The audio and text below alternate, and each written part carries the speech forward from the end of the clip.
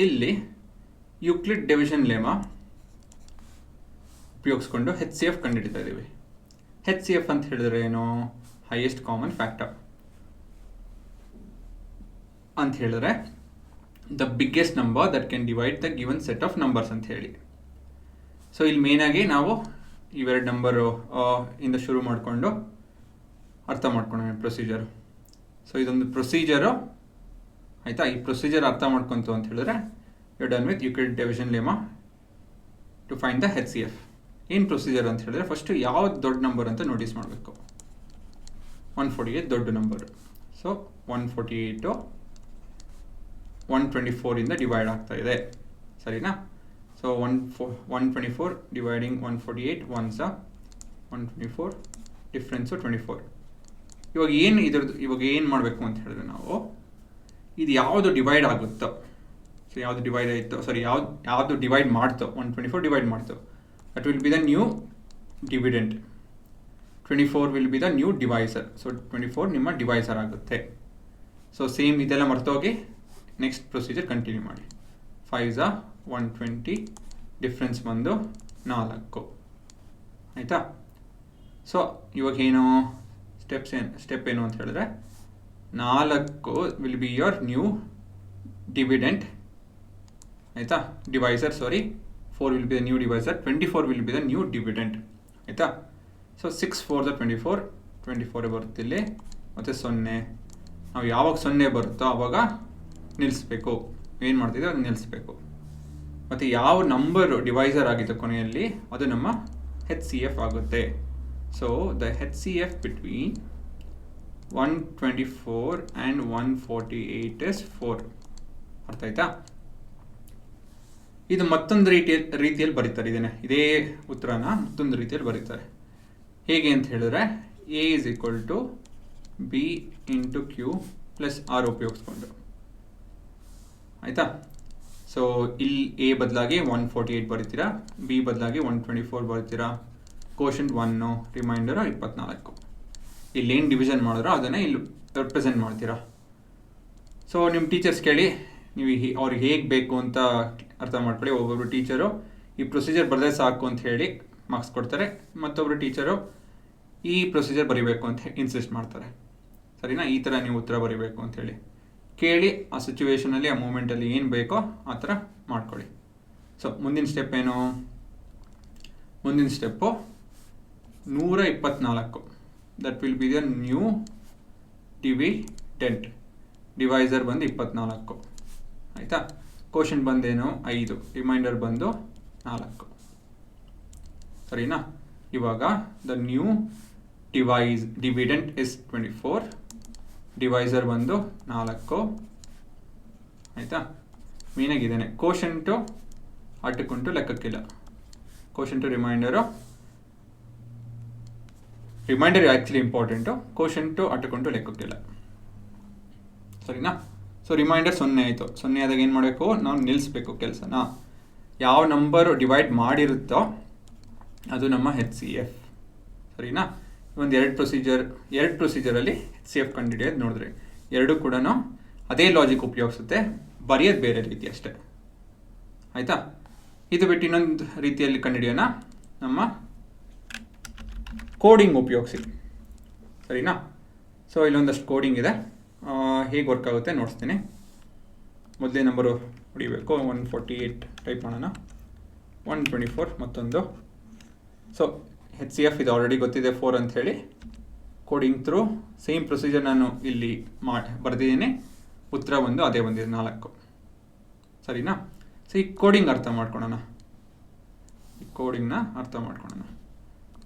So ಈ ಭಾಗದಲ್ಲಿ ಮಾತ್ರ ನಾನು ಬರ್ದಿರೋದು ಬೇಸಿಕಲಿ. ಇಷ್ಟರಲ್ಲಿ ನಾನೆಲ್ಲ ಇವು ಏನು ಪ್ರೊಸೀಜರ್ ಮಾಡಿದ್ರು ಅದನ್ನೇ ಮಾಡಿದ್ದೀನಿ ಅಷ್ಟೇ, ಇನ್ನೇನಿಲ್ಲ ಹೊಸದು. ಇಲ್ಲಿ ವೈಲ್ ಅಂತ ಇದೆ. ವೈಲ್ ಅಂತ ಹೇಳಿದ್ರೆ ಎಲ್ಲಿವರೆಗೂ ಈ ಕಂಡೀಷನ್ನು ಟ್ರೂ ಆಗೋವರೆಗೂ ಇಲ್ಲಿರೋವಂಥ ಕೋಡು ಎಕ್ಸಿಕ್ಯೂಟ್ ಮಾಡಬೇಕು. ಇದೇ ಕೋಡ್ ಯಾಕೆ ಎಕ್ಸಿಕ್ಯೂಟ್ ಮಾಡಬೇಕು, ಅದು ಪ್ರೋಗ್ರಾಮ್ ಹೇಗೆ ಗೊತ್ತಾಗುತ್ತೆ ಅಂತ ಹೇಳಿದ್ರೆ ದಿಸ್ ಆರ್ ಇಂಡೆಂಟೆಡ್ ಅಂತ ಹೇಳಿದ್ರೆ ಗ್ಯಾಪ್ ಇದೆ ನೋಡಿ, ಆಯಿತಾ? ಒಂದಷ್ಟು ಗ್ಯಾಪ್ ಇದೆ. ಒಂದು ಟ್ಯಾಬ್ ಒತ್ತಿದಾಗ ಎಷ್ಟು ಗ್ಯಾಪ್ ಬರುತ್ತೋ ಅಷ್ಟು ಗ್ಯಾಪ್ ಇದೆ, ಆಯಿತಾ? 1 3 4 ಎಷ್ಟೊಂದು ಗ್ಯಾಪ್ ಇರುತ್ತೆ, ಅದು ಸ್ಟ್ಯಾಂಡರ್ಡ್ ಏನೋ ಇದೆ ಅದು. ಅದು ತಲೆ ಕೆಡ್ಸ್ಕೊಳಕ್ಕೆ ಹೋಗ್ಬೇಡ. ಸೊ ಈ ಥರ ಇಂಡೆಂಟ್ ಆಗಿತ್ತು ಅಂತ ಹೇಳಿದ್ರೆ ಅಲ್ಲಿವರೆಗೂ ಈ ಕಂಡೀಷನ್ ಸ್ಯಾಟಿಸ್ಫೈ ಟ್ರೂ ಸ್ಟೇಟ್ಮೆಂಟ್ ಆಗಿರೋವರೆಗೂ ಎಕ್ಸಿಕ್ಯೂಟ್ ಆಗುತ್ತೆ. ಟ್ರೂ ಸ್ಟೇಟ್ಮೆಂಟ್ ಅಂತ ಹೇಳಿದ್ರೆ ಏನು, ಇದನ್ನು ಅರ್ಥ ಮಾಡ್ಕೊಬೇಕು ಅಂತ ಹೇಳಿದ್ರೆ ಮ್ಯಾಥ್ ಬೇಸಿಕ್ ಹೋಗಿ ಇದನ್ನು ಕೂಡ ಹೇಳಿದ್ದೀನಿ. ಸೊ HCF ಬಗ್ಗೆ ನೀವು ಇನ್ನೂ ಸ್ವಲ್ಪ ಡೀಟೇಲಾಗಿ ಅರ್ಥ ಮಾಡ್ಕೊಬೇಕು ಅಂದರೆ ಇದನ್ನು ಕೂಡ ಬೇಸಿಕ್ಸಲ್ಲಿ ಹೇಳಿದ್ದೀನಿ. ನೀವು ಬೇಸಿಕ್ಸ್ ಮಾಡಿಲ್ಲ ಅಂತ ಹೇಳಿದ್ರೆ ಇದನ್ನೆಲ್ಲ ಮಾಡೋಕ್ಕೆ ಹೋಗಬೇಡಿ, ತೊಂದರೆ ಇಲ್ಲ. ಒಂದು 2 ವಾರ ಆದರೂ ತೊಂದರೆ ಇಲ್ಲ. ಆ 2 ವಾರದಲ್ಲಿ ಬೇಸಿಕ್ಸ್ ಮಾಡಿ ನಿಮ್ಮ ಮ್ಯಾಥ್ ಎಷ್ಟು ಇಂಪ್ರೂವ್ ಆಗುತ್ತೆ ಅಂತ ಹೇಳಿದ್ರೆ ಇದನ್ನೆಲ್ಲ ಬೇಗ ಆಗಕ್ಕೆ ಶುರು ಆಗುತ್ತೆ. ಯಾಕಂತ ನಾನು ಲ್ಯಾಂಗ್ವೇಜ್ ಆ ಥರ ಇರುತ್ತೆ. ಇವಾಗ ನಾನು ಸ್ವಲ್ಪ ಅಡ್ವಾನ್ಸಾಗಿ ಮಾತಾಡ್ತೀನಿ, ನಿಮಗೆ ನೋಡಿ ಇದೆಲ್ಲ ಅಡ್ವಾನ್ಸ್ ತಾನೆ, ರೈಟ್? ಇವೆಲ್ಲ ಇದು ನಾನು ಇಂಟಿಗ್ರೇಟ್ ಮಾಡ್ತೀನಿ ಒಂದಷ್ಟು ಟಾಪಿಕ್ನ. ನಾನು ಇಷ್ಟೊಂದು ಚೆನ್ನಾಗಿ ಹೇಳ್ಕೊಡ್ಬೇಕು ಮತ್ತು ನಿಮ್ಗೆ ಚೆನ್ನಾಗಿ ಅರ್ಥ ಆಗಬೇಕು. ಚೆನ್ನಾಗಿ ಹೇಳ್ಕೊಡೋದಕ್ಕಿಂತ ನಿಮ್ಗೆ ಚೆನ್ನಾಗಿ ಅರ್ಥ ಆಗಬೇಕು ಅಂತ ಹೇಳಿದ್ರೆ ನೀವು ಬೇಸಿಕ್ಸ್ ಇಂಪ್ರೂವ್ ಮಾಡ್ಕೊಬೇಕು, ಆಯಿತಾ? ಸೊ ಬೇಸಿಕ್ಸ್ ಹೋಗಿ ನೋಡ್ಕೊಳ್ಳಿ, ಆಮೇಲೆ ಇಲ್ಲಿಂದ ತಿರ್ಗಾ ಶುರು ಮಾಡ್ಕೊಳ್ಳಿ. ಸೊ ಈ ಕಂಡೀಷನ್ ಟ್ರೂ ಸ್ಟೇಟ್ಮೆಂಟ್ ಆಗಿರೋವರೆಗೂ ಈ ಕೋಡು ಎಕ್ಸಿಕ್ಯೂಟ್ ಆಗುತ್ತೆ. ಇಷ್ಟು ಕೂಡ ಎಕ್ಸಿಕ್ಯೂಟ್ ಆಗುತ್ತೆ ಇಲ್ಲಿಂದ ಇಲ್ಲಿವರೆಗೂ. ಸರಿ, ಈ ಕೋಡಲ್ಲಿ ಏನಿದೆ ಇವಾಗ, ಈ ಕೋಡಲ್ಲೂ ಕೂಡ ಅದೇ ಪ್ರೊಸೀಜರ್ನ ನಾನು ಕೋಡ್ ಮಾಡಿದ್ದೀನಿ ಅಷ್ಟೇ, ಆಯಿತಾ? ಅಲ್ಲ, ಕೋಡಿಂಗ್ ಈಸ್ ನಥಿಂಗ್ ಬಟ್ ಆ ಪ್ರೊಸೀಜರ್ನ ಕಂಪ್ಯೂಟ್ರಿಗೆ ಹೇಳೋದು ಅಷ್ಟೇ. ಸೊ ಕಂಪ್ಯೂಟ್ರಿಗೆ ಹೇಳ್ತಾ ಇದ್ದೀನಿ, ನೋಡಿ ಕಂಪ್ಯೂಟರ್ ರಿಮೈಂಡರ್ ಅಂತ ಹೇಳಿ ಅಂತ ಹೇಳಿ ರಿಮೈಂಡರು. ಅಫ್ಕೋರ್ಸ್ ಕೋಡ್ಗೆ ಏನು ಗೊತ್ತಿರಲ್ಲ, ರಿಮೈಂಡರ್ ಅಂತ ಅದು ಇದು ಅಂತ ಏನು ಗೊತ್ತಿರಲ್ಲ. Is for the code. So remainder ಅದು ಹೇಗೆ ನೀನು ಕಂಡುಹಿಡಿಯೋದು ಅದು ವ್ಯಾಲ್ಯೂ ಅಂತ ಹೇಳಿದ್ರೆ dividend percentage divisor. Actual percentage ಅಲ್ಲ ಅದು, that's a symbol for the in programming coding language ಪೈಥಾನಲ್ಲಿ ಅದೇನೋ ಸಿಂಬಲ್ಲು, ಅದು ನಿಮಗೆ ರಿಮೈಂಡರ್ ಕೊಡುತ್ತೆ, ಆಯಿತಾ? ಅದು ಸಿಂಬಲ್, ಅದು ತಲೆ ಕೆಡ್ಸ್ಕೊಳಕ್ಕೆ ಹೋಗ್ಬೇಡಿ ಏನಕ್ಕೆ ಅದು ಅಂತ ಹೇಳಿ. ಆ ಥರ ಹೇಳಿದ್ದಾರೆ, ಅದಕ್ಕೆ ಕೋಡಿಗೆ ಆ ಥರ ಹೇಳಿದ್ದಾರೆ. ಸೊ ಡಿವಿಡೆಂಟ್ ಮತ್ತು ಡಿವೈಸರ್ ಮತ್ತು ಇದರಲ್ಲಿ ಏನೋ ಒಂದು ಸಿಂಬಲ್ ಇದೆ, ಆ ಸಿಂಬಲ್ ಹಾಕಿದಾಗ ನಿಮಗೆ ರಿಮೈಂಡರ್ ಸಿಗುತ್ತೆ. ಆ ರಿಮೈಂಡರ್ ನೀವು ಅಂತ ಕರಿತಾ ಇದ್ದೀರಾ. ಈ ಥರ 2 ಡಿವಿಷನ್ ಬಂತು ಅಂತ ಹೇಳಿದ್ರೆ ಇಲ್ಲಿ dividend getting divided by divisor ಈ ಥರ 2 ಹಾಕಿದ್ರೆ ನೀವು ಅದು ಕೋಶಂಟ್ ಕೊಡುತ್ತೆ, ಸರಿನಾ? ಈ ರಿಮೈಂಡರ್ ಕೋಶಂಟ್ 2 ಸೇರಿಸ್ಕೊಂಡು ಏನು ಮಾಡ್ತಾ ಇದ್ದೀವಿ, print dividend is equal to divisor into quotient plus remainder. ಇದೇನು ಅಂತ ತಲೆ ಕೆಡ್ಸ್ಕೊಳಕ್ಕೆ ಹೋಗಬೇಡಿ. ಸೊ ಈ ಥರ ಪ್ರಿಂಟ್ ಮಾಡಿ ಅಂತ ಹೇಳ್ತಾಯಿನಿ, ಕೋಡಿಂಗಿಗೆ ಪ್ರಿಂಟ್ ಮಾಡ್ತದೆ. ಸೊ ಇಲ್ಲಿ ಮೊದಲನೇ ಸ್ಟೆಪ್ ಆಯಿತು. ಇದನ್ನೇ ಕಂಟಿನ್ಯೂ ಮಾಡ್ತಾ the new dividend will be the old divisor and the new divisor is your remainder, ಸರಿನಾ? ಸೊ ತಿರ್ಗಾ ವಾಪಸ್ ಹೋಗುತ್ತೆ, ಯಾಕಂತ ಹೇಳಿ ಇನ್ನು ರಿಮೈಂಡರ್ 0 ಆಗಿಲ್ವಲ್ಲ.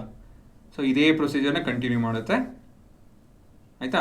ಹೇಗೆ ಇಲ್ಲಿ ಇದು ಇವಾಗ ಎರಡನೇ ಸತಿ ಬಂದಾಗ ಈ ಸ್ಟೆಪ್ಪು, ಯಾವ ಸ್ಟೆಪ್ಪು, ಸೆಕೆಂಡ್ ಸ್ಟೆಪ್ ಎಕ್ಸಿಕ್ಯೂಟ್ ಮಾಡುತ್ತೆ. End of second step third step ಹೋಗಿರುತ್ತೆ, ಅದನ್ನು ಎಕ್ಸಿಕ್ಯೂಟ್ ಮಾಡುತ್ತೆ. ಅಷ್ಟೊತ್ತಿಗೆ ರಿಮೈಂಡರ್ 0 ಆಗುತ್ತೆ, ಹಾಗಾಗಿ ಹೊರಗಡೆ ಬಂದು ನಿಮ್ಗೆ ಉತ್ತರ ಕೊಡುತ್ತೆ. The HCF of the first and the second number is equal to the dividend. Actually divisor ಇರಬೇಕು, ಆಯಿತಾ? ಏನಕ್ಕೆ ಡಿವಿಡೆಂಟ್ ಆಯಿತು ಅಂತ ಹೇಳಿ ಅದು ಕೋಡಿಂಗ್ ಸೆಕ್ಷನಲ್ಲಿ ಎಕ್ಸ್ಪ್ಲೈನ್ ಮಾಡ್ತೀನಿ ಅಲ್ಲಿ. ಬಟ್ ಅಲ್ಲಿ ಡಿವಿಡೆಂಟ್ ಅಂತ ಬರೀಬೇಕಾಯಿತು, ಏನಕ್ಕೆ ಅಂತ ಕೋಡಿಂಗಲ್ಲಿ ಎಕ್ಸ್ಪ್ಲೈನ್ ಮಾಡ್ತೀನಿ, ಬಟ್ ಇಲ್ಲಿ ಎಕ್ಸ್ಪ್ಲೈನ್ ಮಾಡೋಕ್ಕೆ ಹೋಗಲ್ಲ. ಬಟ್ ಏನು ನೋಟಿಸ್ ಮಾಡೋಕ್ಕೆ ನೀವು ಅಂತ ಹೇಳಿದ್ರೆ 3 ಮೆಥಡಲ್ಲೂ, ಮೊದಲನೇ ಮೆಥಡು, ಎರಡನೇ ಮೆಥಡ್ ಮತ್ತು ಮೂರನೇ ಮೆಥಡಲ್ಲೂ ಒಂದೇ ಲಾಜಿಕ್ಕು, ಡಿವಿಷನ್ ಉಪಯೋಗಿಸ್ಕೊಂಡು HCF ಕಂಡುಹಿಡಿತಾ ಇದ್ದೀವಿ. ಪ್ರೊಸೀಜರ್ 3ರಲ್ಲೂ ಸೇಮ್ ಇದೆ, ಸರಿನಾ?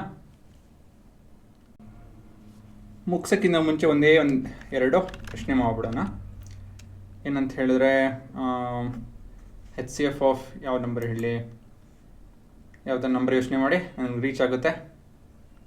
ಓಕೆ, ಯಾರೋ ಒಂದಷ್ಟು ಜನ 126 ಅಂತೇನು ಹೇಳ್ತಾಯಿದ್ದಾರೆ, 126 ಮತ್ತು ಮತ್ತೊಂದು ನಂಬರ್ ಹೇಳ್ಯಾರನ 20, ಸರಿನಾ? ಹಾಂ, ಪಾಸ್ ಮಾಡಿ ಟ್ರೈ ಮಾಡಿ HCF ಕಂಡುಹಿಡಿಯೋದಕ್ಕೆ. ಯೂಕ್ಲಿಡ್ ಡಿವಿಷನ್ ಲೆಮ್ಮ ಉಪಯೋಗಿಸಿ ಟ್ರೈ ಮಾಡಿ, ಸರಿನಾ? ಉತ್ತರ ನೋಡಿಸ್ತೀನಿ ಇವಾಗ. 2, ಆಯಿತಾ? ಮತ್ತೊಂದು 2 ನಂಬರ್ ಕಂಡುಹಿಡಿಯೋಣ.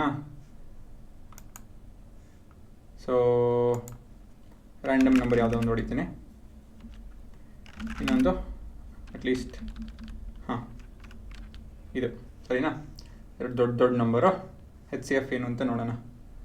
ಯಾರನ್ನ ಇಂಟ್ರೆಸ್ಟ್ ಇರೋ ಟ್ರೈ ಮಾಡ್ಬೋದು, but just for the sake of it ನೋಡ್ತಾ ಇದ್ದೀನಿ. ಸೊ HCF ಕ್ಲಿಯರಾಗಿ 5 ಬರ್ತಾ ಇದೆ ಆಯಿತಾ. ಸೊ ಪ್ರೊಸೀಜರ್ ನೋಡ್ಬೋದು, ನೀವು ವೆರಿಫೈ ಕೂಡ ಮಾಡ್ಬೋದು. ಸೊ ಪ್ರೊಸೀಜರ್ ಅದೇನೇನೆ, ಉತ್ತರ ಎಲ್ಲ ಪ್ರೊಸೀಜರಲ್ಲೂ ಎಲ್ಲ ಬೇರೆ ಬೇರೆ ಅದೇ ಪ್ರೊಸೀಜರ್ ಬೇರೆ ಬೇರೆ ರೀತಿಯಲ್ಲೂ ಒಂದೇ ಉತ್ತರ ಬರುತ್ತೆ ಆಯಿತಾ. ಸರಿ.